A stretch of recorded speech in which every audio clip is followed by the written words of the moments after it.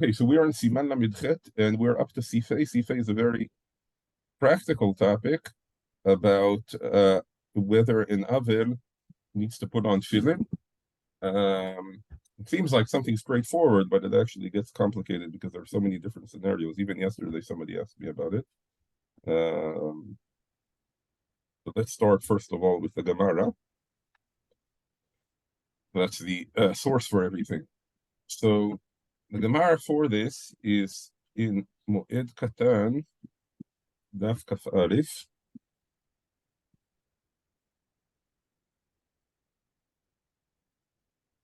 And the Gemara here says as follows. The Gemara brings a machloket tanaim on this.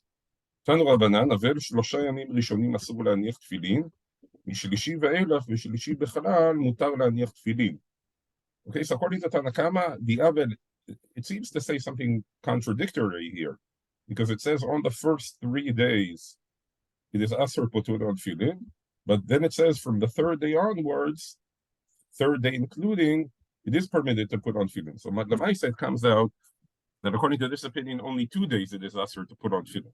Okay, soon we'll see, at least one explanation the Rishonim why he used such a strange lashon that it says 3 days is asur, but then it says really from the third day it's mutter. Okay, v'im ba'u panim chadashot eino choletz divrei Reb Eliezer. So we're familiar with the concept of panim chadashot by Sheva Brachos, but here in the Gemara we also have the concept of panim chadashot by avelut. What does it mean? It means essentially the same idea like by Sheva Brachos, somebody who wasn't here before, and he's new to the avelut. So I would have thought that maybe if panim chadashot comes now, you should take off the tefillin. Why? Because he wasn't here before, so he doesn't know that yesterday, the previous 2 days, you didn't put on tefillin. He thinks the avelut maybe started now, and he sees you with tefillin, so we'll say what's going on here. Nevertheless, according to Reb Eliezer, you don't need to be concerned about that, and they know choletz. You don't have to take off your tefillin if a panim chadashot shows up. There's a question here, what does it mean? Well, I know choletz, but am I allowed to put on tefillin b'fnei panim chadashot? Not so clear. Rabbi Yoshua Omer, אבל שני ימים ראשונים אסור להניח תפילין, משני ושני בכלל מותר להניח תפילין. Okay, so according to Rabbi Yoshua, he says only 2 days it's asur to put on tefillin, but really from the second day you should put on tefillin. So it comes out according to Rabbi Yoshua that in Avel only 1 day does not put on tefillin. Okay? ואם באו פנים חדשות חולץ. But on chalitza, on panim chadashot, he's more machmir than Rabbi Yoshua, and he says if panim chadashot shows up, since they don't know that this is not your first day and that you didn't put on tefillin the previous day, then you should take off the tefillin. אמר רב מתנה, מה הייתה עם דרב אליעזר? דכתיב ויתמו ימי בכי אבל משה. So he learns out ימי בכי אבל משה, that it means, like Rashi here says, שני ימים, and that's why 2 days we don't put on tefillin. אמר ואינה, מה הייתה מדרב ישוע? דכתיב אחריתה כיום מר. יום מר means that just 1 day is better. Rabbi Yoshua nami hakti vayitmu yemei. So it says by Moshe that it was 2 days. Amar ach shani Moshe detakif evlei. Moshe was greater avelut than somebody else. A normal person, the ikar avelut is only 1 day. Rabbi Eliezer nami vakti v'acharita ki yomar ikar merira chad yomahu. Okay, in other words, he says even though the ikar bitterness is only 1 day, you're exempt from tefillin for 2 days. Okay, in other words, that the halacha is like Reb Eliezer b'chalitza, that if panim chadashot come, we do not need to take off the tefillin. The halacha is like Rabbi Yoshua b'hanacha, that from the second day onwards, you should be putting on tefillin, and only 1 day you're exempt from putting on tefillin.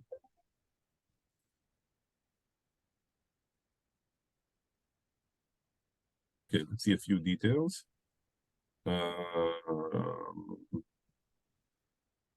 First of all, we asked, why does the Gemara use such a strange lashon that it's 3 days asur, but really from the second, but then it's really only 2 days, or the Gemara says 2 days are asur, but then it's only really 1 day. So Tosot says the following explanation: Mishlishi ve'ilach, Mishlishi chashvidan mikzato kekulo. Okay, so according to Tosot, really 3 days are asur, but the third day is not a full day. Just a little bit of the third day is enough, and that's why on the third day already you need to put on tefillin. In other words, you start off the day without tefillin, and then we say Miktzat Hayom Kekulo, and then later on in the day you do need to put on tefillin. But Tosfot says this is only mid'Rabbanan. Dehalo b'tikra l'shnei yamim dichtiv v'yitbu yemei b'chiev el Moshe. But really, from the pasuk that says yemei b'chiev el Moshe according to Tanna Kama, it really should only be 2 days. So Tosfot says no, they added the beginning of the 3rd day mid'Rabbanan. Okay. By the way, just another point here on Tosfot. Tosfot here says Tisha b'av hayomer Rabbi Yitzchak zkeni deshari kmo b'shlishi deshav. In other words, Tisha b'av we also has a veilut. So are you patur from putting on tefillin or not? So Tosfot says it's not like the first day of Evelut, it's like from the 2nd or 3rd day onwards. And that's why in Tisha B'Av we do need to put on tefillin. Okay, now regarding the panim chadashot, Tosfot says, choletz bepanim chadashot, umeniach k'sheyelchu. Okay, in other words, you take off when the panim chadashot come and you put on when they leave. That's according to the opinion that you have to be choletz. Okay, v'chen kol sha'ah k'sheyelchu ma'apim bayom. ותיימה משום בין רב אליעזר בין רבי יהושע בפנים חדשות אסור לרב אליעזר להניח אסור לרבי יהושע אפילו חולץ. In other words, Tosfot here says as follows, that the machloket regarding panim chadashot is whether you have to take off tefillin. But lekuli alma, you should not be putting on tefillin in front of panim chadashot. Okay, this is another point that we'll see, according to some poskim that follow Tosfot, that there is enough kamina la'alacha and panim chadashot by Evelut that you should not put on tefillin bifneihem. Only if you already have tefillin, you don't need to take them off. Okay, so we have 2 things according to Tosfot that come out according to Tosfot. One is that even on the 3rd or 2nd day, depending on who you pass in, like we need Miktzat Hayom Kechulo, so you should start off the day without tefillin. And also that panim chadashot, even if we pass in like the opinion that says that Eino Choletz, you don't need to take them off, but lechatchila you should not put them on. Okay, now the Rambam doesn't bring any of this. All the Rambam says in Hilchot Havel is Havel biyom rishon bilvad asur la'aniach tefillin. Okay, so that's all the Rambam says. The Havel, just on the 1st day, it's asur to put on tefillin. The Rosh, however, follows Tosfot, and the Rosh here says, he quotes the Rif also. He says, "Ma shekatav Rav Arfas deino asur v'le'yom rishon bilvad." In other words, he says the 2nd day we do need to be Miktzat Hayom Kekulo. And he says, so how do you do that? He says, ומי הוא בזה צריך לדקדק, אם נאמר מקצת היום ככולו מיד בענץ החמה, או נאמר אחר שעמדו מנחמים מאצלו, דהיינו אחר שהתפללו עם האבל. So when is it considered מקצת היום? Is it immediately at the נץ החמה, or is it only after they daven with the avel? He says, וירד מיד בענץ החמה אמרין על מקצת היום ככולו. So he says, really, miyad, it's not like the 7th day that we need Shiamdu Menachamim. He says, really, miyad ma'anitzachama. So the nafkamina is that according to the Rosh, on the 2nd day of Avelut, you would not be able to put on tefillin, because we know Mikaradin, you can put on tefillin even before anitzachama, right? Mishayakir is considered zman tefillin. But on the 2nd day of Avelut, according to the Rosh, since we need this miktzat yom kikulo, you have to wait for sunrise, and only then you can put on tefillin. Okay, the Ran also brings a machloket on this. He says, Lichora from the Gemara Tzmashma, that even on the 2nd day you need miktzat hayom kekulo. But he says, Ela shemidivrei Harav Alfasi zal nireh delo mitzar ela biyom bet klal, ve'af harambam zal katav ken. וכתב הרמב"ן ז"ל בספר תורת האדם, דאפשר דהיינו תימה לפי שאין מניחין תפילין בלילה, דלילה בזמן תפילינו, ואפילו האחי עולה למקצת היום ונמצא שאינו אסור, ולא פטור מלהניח תפילין אלא יום אחד לבד, שר ביום שני בשחרית חייב בהם. Okay, so the Ramban comes up with a clever answer. He says even the Rif and the Rambam agree that we need miktzat hayom kekulo, but the night functions as miktzat hayom kekulo. In other words, why? Because midoraita laila zman tefillin. So theoretically, you could be putting on tefillin on at night. We don't put on tefillin on at night, obviously, because midorabanan. But nevertheless, since midoraita it is considered zman tefillin, then the night is considered as the miktzat hayom kekulo for the 2nd day. The Ran thinks this is dachok. He says, "V'adayin ein ze mechuvar etzli." שאם כן לא הבל מימר, אבל לשני הימים הראשונים אסור להניח תפילין. Okay, in other words, he says still the lashon of the Gemara doesn't sound that way. Okay, let's see the Shulchan Aruch on this. So there's a slight difference between the Shulchan Aruch in Yoreh Deah and Hilchot Avelot and the Shulchan Aruch here in Hilchot Tefillin. Because in the Shulchan Aruch and Yoreh De'ah, the Mechaber paskins like the Rosh. He says, Avel, asur להניח תפילין ביום ראשון, ואחר שנצח חמה ביום שני מותר להניחם. So clearly in Avelut, he only allows putting on tefillin on the second day after Netzach Hama. However, if you go to Hilchot Tefillin here in our siman and seif, he says, אבל ביום ראשון אסור להניח תפילין, מכאן ואילך חייב אפילו באו פנים חדשות. So here he seems to follow like the pashtus of the Rif in the Rambam, that the Isser is only to put on tefillin, but afterwards, from now onwards, you would be obligated even if panim chadashot come. Okay? So if you look in the Mishnah Berurah, what does he rule on this? So in Sif Katan Yutet, he says, Chayav, mashma de chayav miyad. So from the Mechaber here in Orach Chaim, it seems like he's obligated immediately. ויש פוסקים דמיום ב' אין להניח קודם הנצח, כן מהנכון להמתין מלהניח עד אחר הנצח המה. So he says, לכתחילה, you should not put on tefillin until after the Netzach Hama. Why? Because of the Shita and the Rosh and the Tosfot, that even on the second day we need Miktzat Hayom Kikuda. Okay. Now, there's a very big discussion here in the Achronim, which the Mishnah Berurah summarizes. What is considered Yom Rishon? Right? When we say Avel b'Yom Rishon, what is considered the first day of Avelut? Okay, so we know, generally speaking, if a karov of somebody dies, then the initial stage you're not yet considered an Avel. You're considered what we call an Onin. Now, an Onin is also patur from Tefillin. Why? Because an Onin is patur from all mitzvot shebatorah. However, the halachot of aninut are different than avelut. Why? Because aninut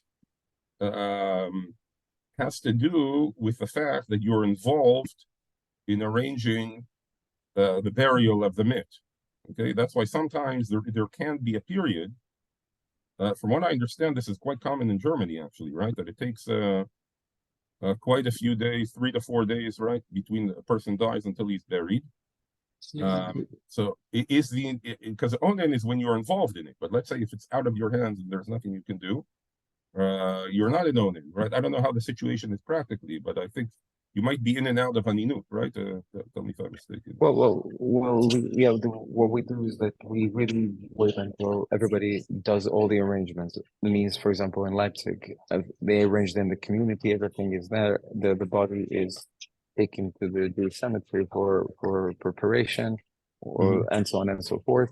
Then aninut is over. Sometimes it even takes up to a week, which is really, really, really terrible. And I don't know how to fight it. I do it already since I'm here, but it's very, very tough. So what I usually do is, at the moment all the arrangements is done, aninut is over until the levaya, and with the levaya the shiva starts.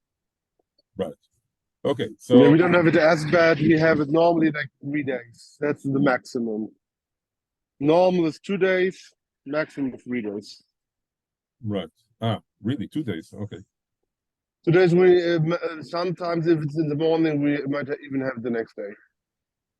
That's also the difference between East and West Germany. In the community where Reb David is, which is in the West Rhineland, North Rhineland, Westphalia, they have a better arrangements, and there was the Cologne and all these Jewish communities have been established connection already for also during the after the post-war period, unlike Leipzig and Saxony, which is Eastern. Yeah, the best one is in Bavaria. That's really the next day. In Bavaria, it's even possible to do the same day. Same day. Yeah, I had it once. Sometimes. Yeah. Okay.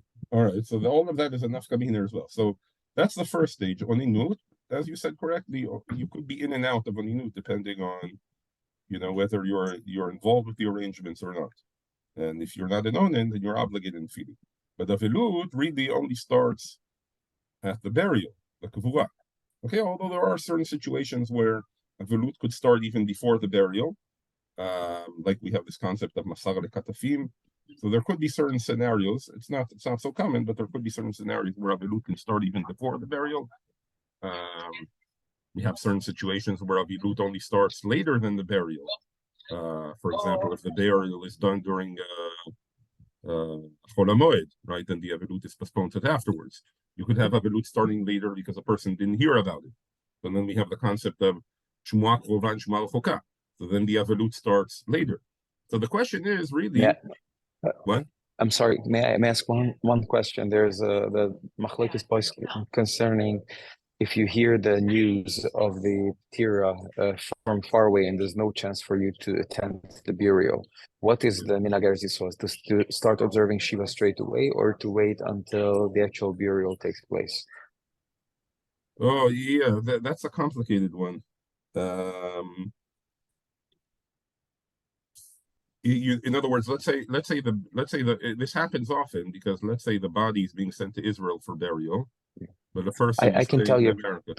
I can tell you a very practical case. Yeah. We have in Leipzig an elderly gentleman whose two daughters live in Eretz Yisrael, and there's no way they could attend.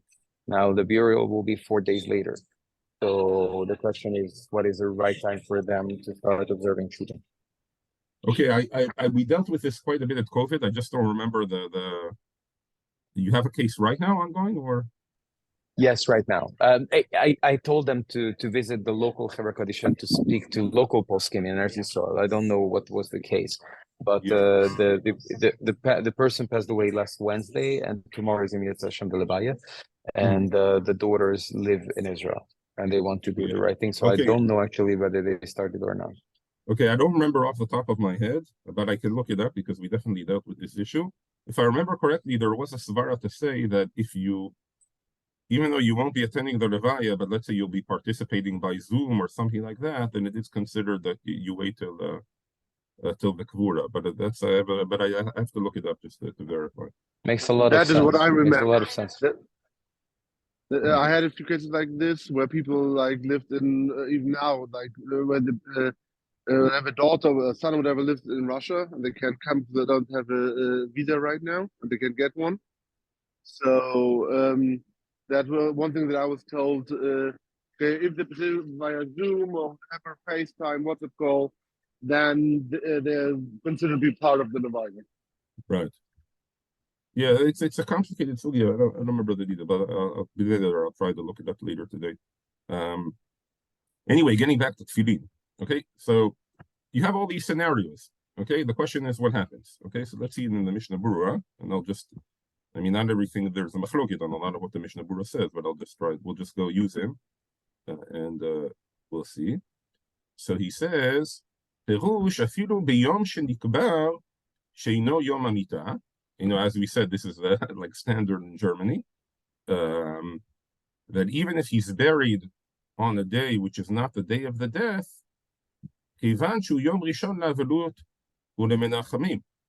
okay, since it's the first day of the velut, you're exempt on that day. So if a person is buried at night, then the day following, because it's all the same day, and that's considered the first day of a velut, you should not put on tefillin. Okay, now this not everybody agrees on. You can see here, he says in the Sharita, he quotes all the Achronim that says this, and he says, okay, what is going on here? So the Maharitats, many Achronim quote the Maharitats, who wanted to say as follows. The Maharitats had an issue. He said, how could it be that a velut exempts you from putting on tefillin? Okay? So the Maharitats was of the opinion that a velut, tefillin is a mitzvah d'oraita. So how can a velut exempt you from putting on tefillin? So we know there's a whole machloket on whether a velut is d'oraita or not. And the Maharitats quotes that some Rishonim say that a velut is only d'oraita on the first day if it's both the day Yom HaMitah plus Yom HaKvura. Okay? In other words, that only if a person is buried on the day that he died, only then we have a velut d'oraita. And based on that, the Maharitats' chidush was that you are only exempt for putting on tefillin if you're buried on the Yom HaMitah. But if you're buried not on the Yom HaMitah a day later, or a number of days later, as is often the case, then you're not exempt from tefillin even on the first day of a velut. Okay?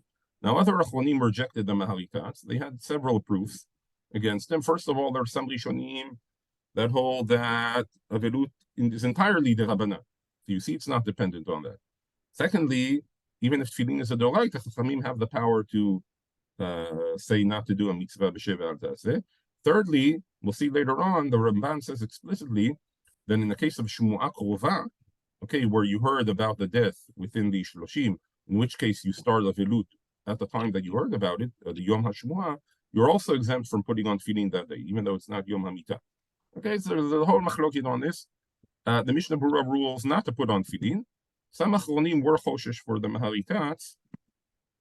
If you're interested, I brought in the source pages a very long tshuva of Ovadia on it, where he concludes at the end that he says, אמורה מכל האמור, שאף על פי שרוצה לסמוך על דעת רוב האחרונים, דסביר עלי שאין להווה להניח תפילין ביום קרוביו שאינו למיטה, בוודאי שיש לו על מה לסמוך. מכל מקום הבא להימלך רואים לו שראוי להניחה מחר הקבורה בלי ברכה. Okay? So he says, but only to do it with sinna. He says, even though most Achronim hold that you don't, he says somebody who wants to be machmir, we should instruct them that it is correct to be machmir on this. And also, even Reb Shlomo Zalman Auerbach, I saw, says that it's ra'oi to be choshesh for the Maharitats.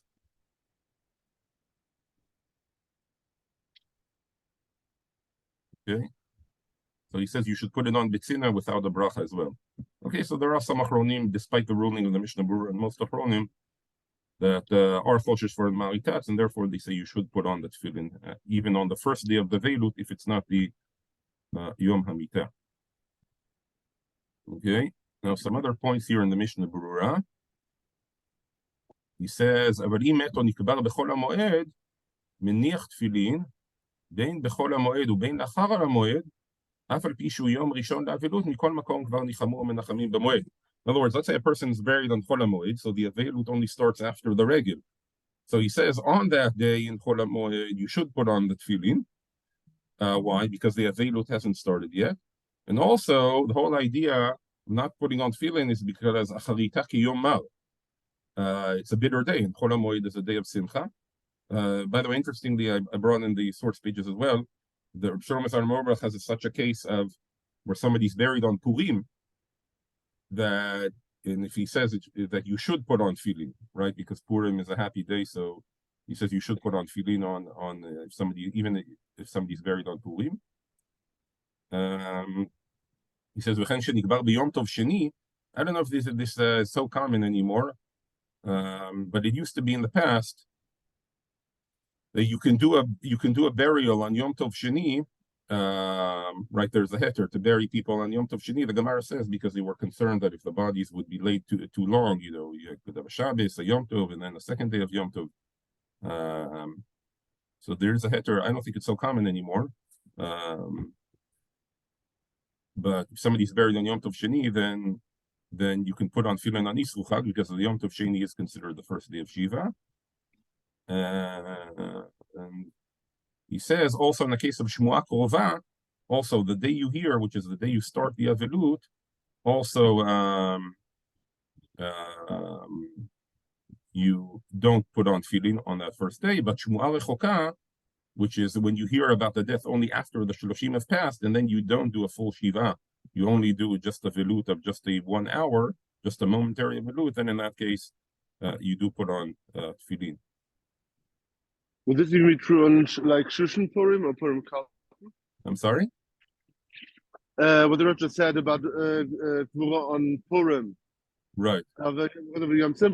There's even hold true on like Shushan Purim, like not in Yerushalayim, or like even Purim Katan? I don't know. Well, for Yerushalmim, I think it would apply on Shushan Purim. And for Yerushalayim, but I'm talking about non-Yerushalmis.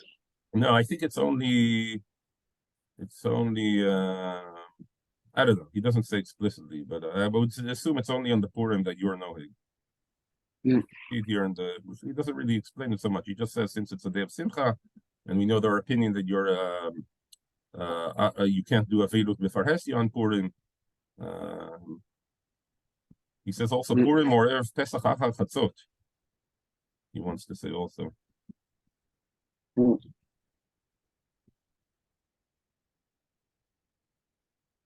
He also has a discussion here on what you ask. הנחת תפילין לאחר שנמסר לכתפים.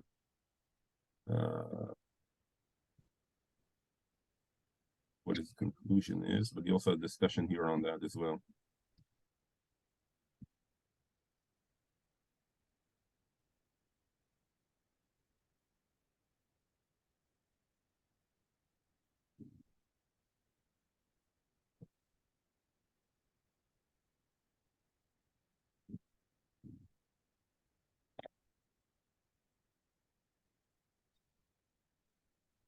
שנמסרה לכתפים יש לו אמן.